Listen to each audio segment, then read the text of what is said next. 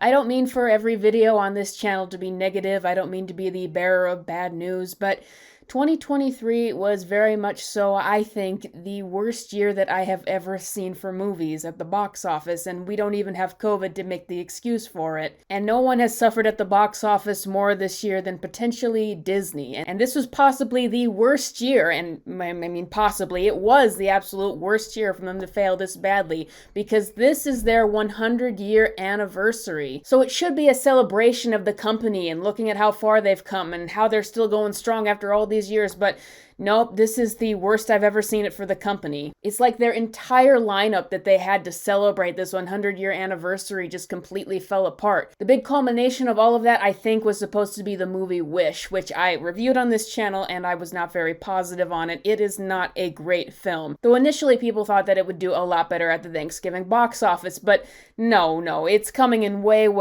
in under projections. It was beaten out by Napoleon, an R-rated biopic that is not getting the best reviews. It was beaten out by Hunger Games, The Battle of Songbirds and Snakes, which had the most incredible hold this year and already got its opening debut last week, but it was #1 at the box office for its second week in a row. I told you the film is good. You should see it. Wish came in under those movies very shockingly. It's expected to gross about $49 million worldwide over the course of a 5-day weekend, which is just absolutely disastrous. There might be a little hope for it yet, as Elemental, Pixar's film this year, had $44 million on its opening, but it managed to pick up over time and people kept going to it, and so it managed to at least make its money back. That said, I think that there was a little bit more positivity coming from audiences for Elemental. Wish has just had so many things going against it, for people complaining about the animation, people complaining about every song that's been released, just so much negativity around this film, and it's from the core audience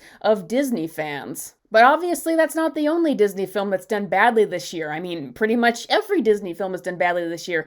Indiana Jones and the Dial of Destiny just flop. Ant-Man and the Wasp Quantumania flop. The Marvels flop. Very recent flop. Haunted Mansion flop. Disney Plus hasn't been doing well. Star Wars has been losing momentum. The Marvel Disney Plus shows have been losing momentum. And I've seen all of these films, and these films are okay at best, or at worst, most of these films are just outright terrible. Like, let's look at the two films that really were successful for Disney. Guardians of the Galaxy Volume 3, and I'll just throw Elemental on there since it technically did pick up and make its money back. Guardians of the Galaxy Volume 3 did not come out of the gate as strong as they were hoping, but because Guardians of the Galaxy Volume 3 was like the last film with that classic Marvel energy, it managed to pick up, and I think that's Disney's most profitable film this year. Unfortunately, they just let go of James Gunn. Elemental, it's not the greatest film ever. I wanted it to be something more original. It wasn't anything that I haven't seen from Pixar before, but it's an okay movie, and it's a very traditionally told story, and I think a lot of people wanted that, so I can see why it had a hold. For other movies, though, The Little Mermaid, the latest Disney remake, just those Disney remakes are so terrible. They've gotten unwatchable, and everybody realizes that now. You cannot rely on those Disney remakes anymore. Wish, an incredibly mid-film once again, with the worst soundtrack I've ever heard in a Disney movie, questionable choices with animation, an underdeveloped story. The Marvels and Ant-Man and the Wasp Quantumania, just terrible films coming off of terrible decisions for Marvel. Star Wars has been in the dumps for a long time now, and we see that also with Lucasfilm with Indiana Jones. That was a movie meant for an older audience, but I don't think that the negativity around the movie initially, with people saying it was too long, people saying that it assassinated Indiana Jones' character, I don't think that helped that film at all. Word of mouth is very important for these films. So looking at the situation with Disney now, you can tell that this is a problem from the top down, because it's not just a problem with Lucasfilm, it's not just a problem with Marvel, not just a problem with Disney Animation Studios or just Pixar, or even just two of those. It's with all of them.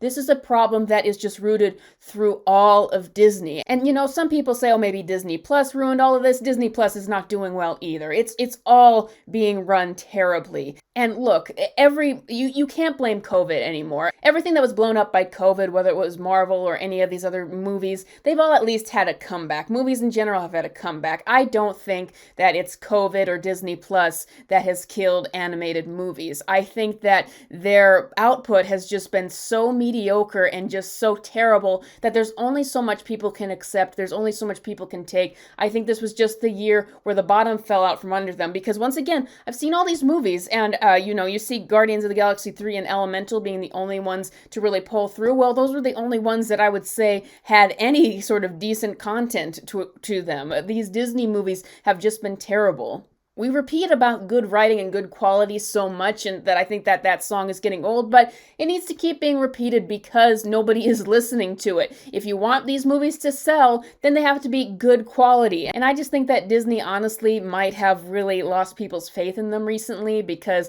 they've marred themselves in so many controversial choices and people just getting angry at how they've handled Star Wars and Marvel and so many things, that I think that the magic of Disney, while it isn't even felt in their projects anymore, I think that the way people feel about Disney in general, that they've just lost the magic of it, and that it doesn't really, maybe it doesn't even give them that sense of joy anymore. But it's not lost for good. I mean, I watched Once Upon a Studio, which was just a great little short film that was a great way to commemorate 100 years. But everything else, this is probably the worst way to commemorate it. I mean, what would Walt Disney say if he saw what Disney Studios has become? The lack of creativity the studio currently has, terrible business decisions, the inability to really connect with their audience, the inability to carry a project through to the end and make it of quality, the inability to give realistic budgets to these films. It's really sad because an 100-year anniversary only comes once. They should have done better than this. And lastly, I want to talk about Wish because there were some moments where I could sense that Disney magic once again. In the song At All Costs, it's not a great song, but that was where I really got what they were going for in the movie about really expressing what a wish is to somebody. And at the very end, in the credits, when we were going through all the great films that Disney has made over the years, it just kind of made me depressed to see what Disney has become. If only they could get that magic back. But this is just a problem that really seems to fester throughout the company right now. I do believe they have good creators there, and that showed once with Encanto. It shows through some of their films that slip through the cracks, but those creatives are not being given enough freedom to do these projects anymore, I don't think. And I think that Disney is going to have to completely clean house if they want to get better. I think that they need to get people who can actually make sound business decisions going forward and can actually repair this company's image and reputation.